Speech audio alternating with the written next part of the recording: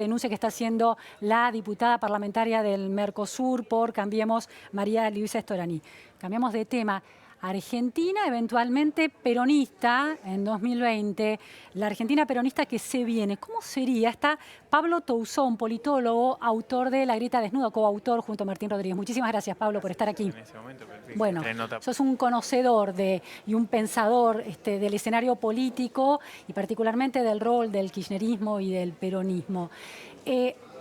¿Hay algo de este debate del domingo que revele o permite deducir que cuanto más cerca de la posibilidad de recuperar el poder o, dicho desde la oposición, del regreso de la restauración kirchnerista, la autocrítica que había llegado a buena hora al kirchnerismo se licúe una vez instalado en el poder, por ejemplo, en relación al modo en que tiene que dialogar con la sociedad, un modo más... La verdad que no lo creo. O sea, lo que vimos en el debate, en todo caso, es una característica más personal de Alberto Fernández, que es vehemente, pero no creo que haya sido ningún tipo de definición político-ideológica diferente a la que vino teniendo en los últimos meses, digamos. Lo que estamos viendo, quizás, es la recta final de la campaña, y lo que sí se vio en el debate, para mí, es del otro lado. Si se ve, uno ve del otro lado que había tres candidatos de diferentes derechas, se podríamos decir. Una derecha más conservadora de Gómez Centurión, con el tema de los valores y demás. Una derecha más clásicamente ultraliberal de Espert. Y la oposición de la oposición al kirchnerismo, que podía ser Mauricio Macri, digamos. En ese marco es interesante ver tal vez después qué es lo que va a suceder con ese espacio en el caso de que gane el peronismo. Yo no creo que, siendo que trajo tan buenos frutos electorales y políticos, la despolarización político-ideológica dentro del seno del peronismo, no creo que eso se vaya a descontinuar en breve. ¿Vos ves efectivamente que el triunfo de las PASO, del triunfo del Frente de Todos, se interpreta como una despolarización? Yo creo que, a ver, no en términos de si uno cuenta partidos, ¿no? Como diciendo, hay dos cada vez más grandes, ¿no? Sí. Lo que sí creo en términos políticos, ideológicos, a quien le habla Alberto Fernández y a los sectores que se sumaron vía dirigencial, como Massa, él mismo, sí, Felipe Solá y demás, pero también lo que se logró como a nivel sociedad, yo creo que sí es una estrategia de despolarización. No se le habla más a una minoría intensa, sino a una ciudadanía mucho más amplia. A eso voy. Alberto Fernández intenta no hablarle a una minoría intensa, pero al interior del Frente de Todos hay diálogos cruzados más extremos. Quiero decir, está Grabois dentro del Frente de Todos, sí, planteando hipótesis de expropiación de tierras, por ejemplo. Claro, bueno, ¿no? pero eso siempre existió, y el peronismo, sobre todo, que es un movimiento que digamos, que de derecha a izquierda es bastante más amplio, eso siempre lo contuvo. Yo te diría que lo importante hoy es donde está la centralidad del proceso político. La centralidad del proceso político me parece que está en otro lado. Eso no significa que no haya sectores, que no haya actores. ¿La centralidad del proceso político del Frente de Todos o del escenario electoral? Del peronismo. Del peronismo. A ver, ¿dónde está? Está en la figura de Alberto Fernández. De hecho, uno lo puede ver, lo que sucedió desde las PASO hasta acá, o desde incluso de que lo nombraron hasta acá. Sí. Era un dedazo al principio de Cristina, en el sentido de una abdicación de la candidatura, que hoy por otro lado vemos que hubiese ganado tal vez, digamos, con lo cual... Cristina Fernández sola, presentándose en sola. este escenario de catombe económica tal vez hubiese ganado, y sin embargo... ¿Le atribuís a Cristina Fernández Kirchner en la soledad de su rincón electoral una potencialidad de triunfo? ¿Le estás restando entonces legitimidad de alguna manera al triunfo y al poder electoral de Alberto Fernández? No, todo lo contrario. Lo que estoy diciendo es que Cristina, visto este escenario, tal vez en un balotaje hubiese podido imponerse frente a Macri. Que la decisión de que sea Alberto Fernández va más allá de lo electoral. Ahora, y por ende se va a sostener en el tiempo después. Pero si la decisión era solo electoral, sí tenía ese sentido. Ahora, si decimos, se ve que el nuevo proceso del peronismo que se abre este año, que se abre un poco con la unidad, que se hable con la derrota de ella frente a Esteban Bullrich. Ahí, cuando todos los peronistas pierden, una vez más, cuando todos los peronistas pierden, cada uno en su rincón, empieza la idea obvia de ir hacia una unidad. Porque efectivamente lo que se vio es que básicamente el macrismo se sostenía en A, la centralidad de Cristina, B, la desunión del peronismo. O sea, correr esas dos variables. En 2015 triunfa Cambiemos porque se agrupa el antiperonismo también. Y, bueno, el peronismo se divide, Y en el 17 también. Sí. Entonces es una serie de derrotas consecutivas. Sucede lo contrario. Te diría que todos los peronistas, cada uno en su rincón, intentó todas las variables posibles antes que esta. Con lo cual, eso para mí es un dato auspicioso, porque significa que no se hizo a la marchanta, sino que se hizo fruto de un proceso político muy largo de derrotas. O sea, un proceso político que viene casi, te diría, desde el 54% en adelante. Claro. Entonces, vos me decís, ¿por qué yo creo que eso se va a sostener y por qué creo que la figura de Alberto Fernández se está consolidando? Primero porque es lo que se vio desde desde las elecciones hasta acá. Pasó, como siempre pasa con este tipo de cuestiones de chirolita a una entidad propia. Cámpora, sí, muy ejemplificada cuando la visita a Clarín. Digamos que es una especie de reconfiguración de algunas de las cuestiones más sagradas del kirchnerismo. Esto no explica que él no lo vaya a hacer, lo que digo es que tiene su propia impronta. Me parece que el proceso del peronismo es más complejo que simplemente la elección, que es más profundo y que va a durar. Ahora, me parece muy curioso, porque es la primera vez que lo escucho, esta lectura que de alguna manera desde mis oídos relativiza el aporte de Alberto Fernández al triunfo cuando le repones la posibilidad de triunfo a Cristina Fernández de Kirchner. No, yo lo que digo es que... algo completamente contrafáctico. Yo creo que ¿no? lo que ha sumado Alberto Fernández es muy importante, no digo eso, lo que digo es, si Cristina, dado este escenario electoral, tal vez otros candidatos peronistas hubiesen tal vez triunfado también, si quedaban frente al balotaje de Macri, porque Macri hoy el balotaje difícilmente le van contra nadie. Ahora, lo que sí me parece es que el proceso que se abrió con Alberto Fernández es más interesante que lo electoral solo. Sí. Eso digo. Sí. Que hay más allá atrás, y sobre todo ahora en la inminencia de un posible nuevo gobierno, me parece más interesante esa parte. Lo electoral termina en 3 semanas. Sí, sí, sí. O sea, lo político sigue, y me parece que ahí es donde está el diferencial. Lo político sigue y el tema del poder es clave dentro de las reconfiguraciones del espacio peronista. El poder ordena, ¿no? Dentro de las fuerzas políticas y particularmente dentro del peronismo. ¿Cuándo se puede reconfigurar ese espacio una vez en el poder? Porque a la distancia, teniendo que atravesar todavía un proceso electoral, aunque esté casi garantizado, si estadísticamente y probabilísticamente se cumple el resultado de las PASO, ¿cuánto puede cambiar ese balance? Una cosa es alinearse cuando es necesario porque hay una derrota y se está en el llano, y otra cosa es cómo se empiezan a dar esas disputas cuando cada uno puso su cuota aparte en conseguir ese poder, pero el poder es uno y cada uno quiere un pedacito. Bueno, una pregunta interesante es, y visto otros procesos del peronismo, si esa parte de cada uno, cada accionista, ¿eso se va a mantener igual o se alquimiza en otra nueva variable? ¿En qué sentido lo digo? Las internas del 88 no son las internas del 92, ¿verdad? A ver cómo de el peronismo fue mutando en sus diferentes épocas históricas, en sus diferentes avatares, en su oferta a la sociedad. Y uno pensar que simplemente lo que va a hacer el próximo 4 años es reproducir todo lo que sucedió antes, quiero decir, las internas tal y como hoy las vemos, me parece que es un poco... es un poco fiaca como analista, decir, bueno, va a seguir todo igual, como yo me siento acá y digo, bueno, la Cámpora, Alberto, Cristina y Kicillof, ¿verdad? Ahora, me parece que hay muchos otros jugadores, los gobernadores. Los gobernadores que se suman a un plato al cual no estaban invitados hace un montón. O sea, y gobernadores de provincias importantes, como Córdoba o Santa Fe. Quiero decir, el gabinete, ¿cómo va a estar configurado? ¿Qué presencia va a haber? El retorno de los exdisidentes. Randall, no sé a qué puesto irán, pero digamos, en principio, por lo que llega es que el gabinete estaría compuesto bastante de figuras que eligió Alberto mismo. Con lo cual, yo no digo que no vaya a haber internas ni presiones, pero tal vez no sean las mismas que de hoy. Eso es lo que digo. Sí, entiendo. Que va a haber distintos matices. Distintos matices y tal vez se corta, la torta se corta diferente, a eso voy. Tal vez no sea la que conocimos los últimos años. De hecho, no solo sería deseable, casi es un poco evidente que va a pasar, porque el poder, así como reconfigura las relaciones internas, también reconfigura hacia afuera. La crisis galvaniza. La crisis en la cual va a recibir Alberto Fernández va a ser un galvanizador de esa alianza y no al revés.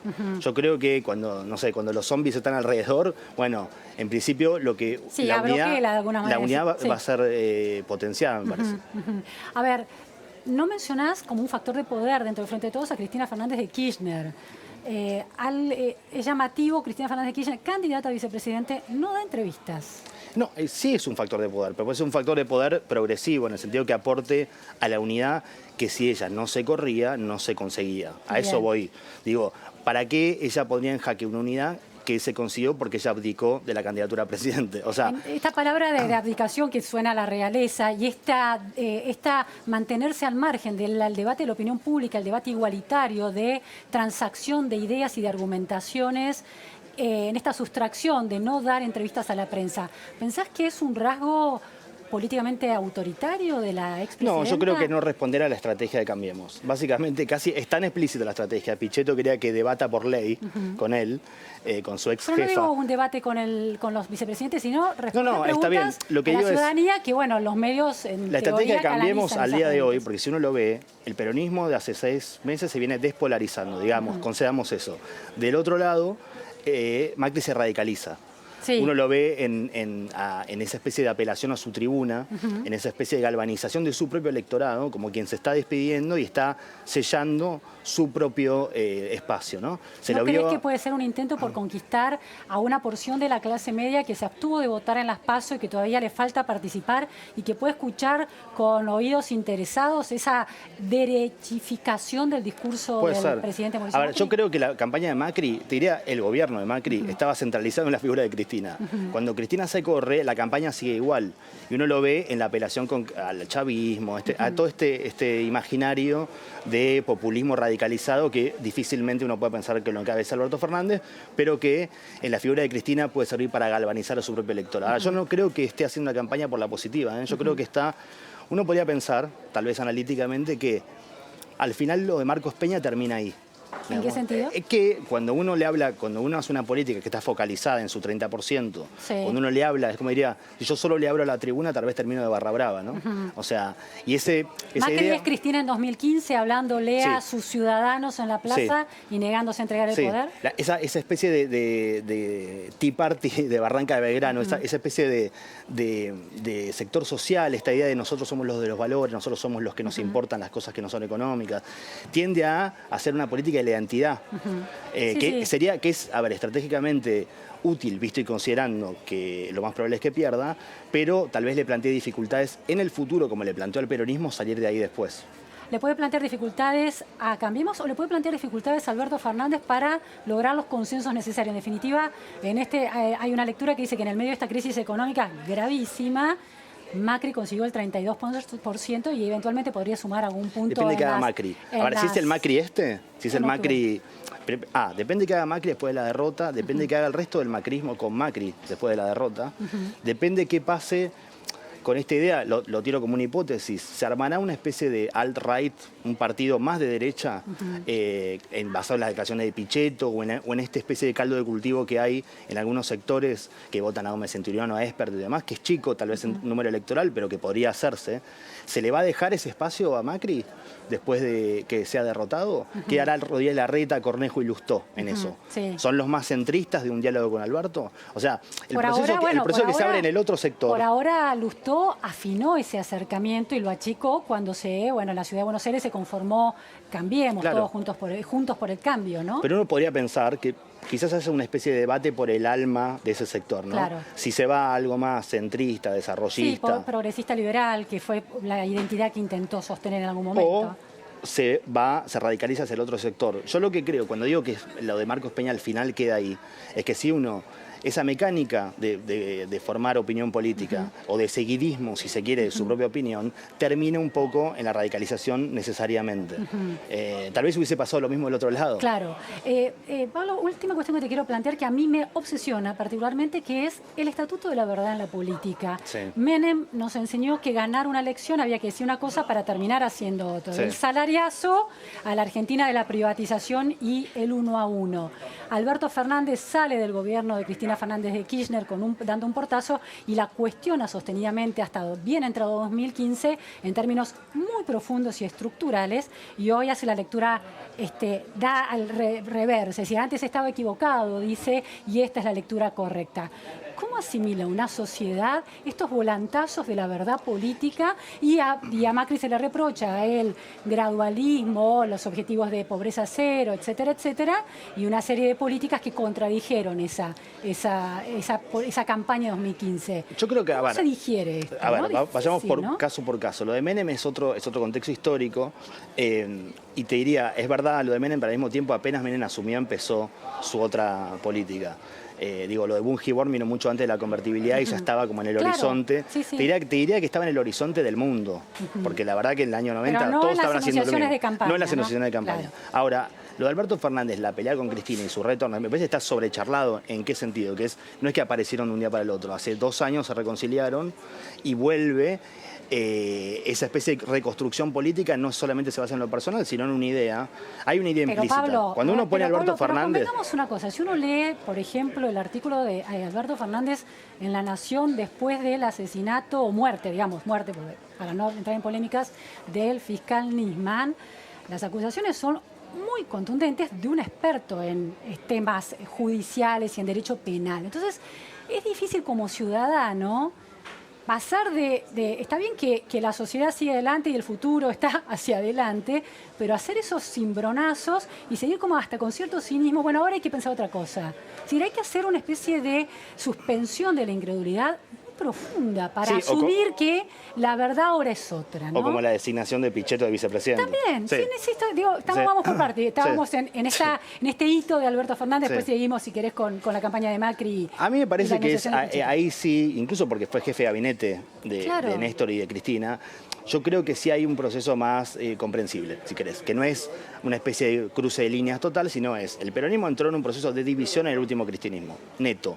Hoy se ven todos los retornos. Que son diferentes variables de gente que se fue yendo, ¿no? Felipe Solá, Randazzo. Es como la reunificación excede a Alberto Fernández, es el emblema él, pero todos se pelearon con todos en ese proceso de balcanización del peronismo. Te diría que incluso más, que hasta hay provincias enteras que vuelven, lo que te decía de Córdoba y Santa Fe, que vuelven a discutir nacionalmente cosas que antes no, que se habían un poco, en el caso de Córdoba, parapetado atrás de autocensurado, poner un alambre de púa a la provincia y ser, bueno, somos el icismo de alguna provincia. O sea, eso por el lado de Caserio, pero no al lado de Schiaretti. Schiaretti lo vemos mucho más prudente en esos acercamientos con el kirchnerismo. No, está claro. Yo lo que digo es, sí, pero Alberto Fernández fue 6 veces a Córdoba. Lo que digo es, hay una idea de volver a conquistar ese espacio que tal vez después del conflicto con el campo incluso se rompió. Entonces son procesos más sociales donde la pelea entre ellos personal cristaliza cosas más grandes. ¿Se entiende? No es que solamente se amigaron como amigos o se pelearon no sé qué, sino que hay un proceso político ahí atrás que lo excede y que es comprensible porque estaban juntos antes, ¿no? ¿Verdad? Son cofundadores del kirchnerismo ambos dos. Sí, te lo tomo como hipótesis y en relación para ser justos en esta discusión, en relación a las promesas de campaña del macrismo incumplidas durante la gestión, ¿lo crees una manipulación de la verdad o lo crees un encontronazo con una realidad que no se esperaban y que no, bueno, los tomó por sorpresa? ¿El macrismo? Sí. Mira, a mí me parece que los tomó por sorpresa en un punto. Porque, a ver, si no, nadie promete cosas que van a hacer a los 6 meses si piensa que no van a hacer, ¿no? Sería estúpido y no creo que sea el caso. Es los brotes verdes del segundo semestre. Digamos, yo creo que efectivamente había un voluntarismo y un mal diagnóstico de algunas cuestiones mundiales que lo llevó a eso. No creo que haya sido como cínicamente una mentira. Creo que simplemente no salió el plan tal y como lo tenían esperado.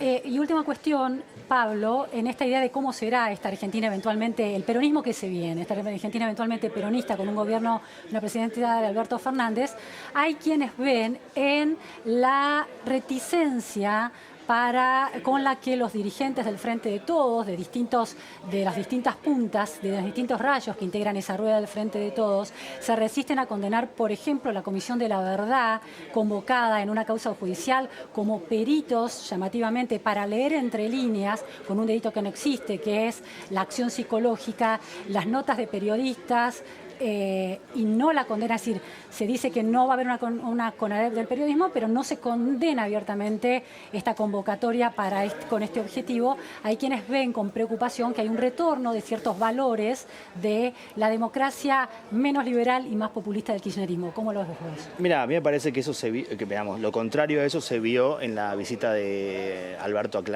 no fue la visita a Clarín, pero más o menos. Pero Clarín no enjuaga todas las posiciones del kirchnerismo, ¿no? Pero simboliza, ¿no? Obviamente, si no se juntó con cada uno de los periodistas para decirle que no va a ser así. Me parece que la última hipótesis dentro del kirchnerismo, dentro del nuevo gobierno de Alberto, es un conflicto con la prensa, sobre todo porque pensemos desde el punto de vista pragmático. ¿Qué resultó eso? O sea, ¿resultó bien para el gobierno? Solo perdió. Uno podría decir, incluso, desde el punto de vista muy realista, al final el macrismo sí tenía sobre el final tal vez más medios a favor y que ¿cuál es el resultado de eso? Entonces, yo no creo que vuelvan sobre peleas ya hechas y fallidas, ¿no? Creo que va a ir por otro lado. Y sobre todo yo creo que hay una cuestión que puede ser medio novedosa, eso sí. Hoy en Sudamérica, ¿qué tenemos? Tenemos un estado de crisis, ¿verdad?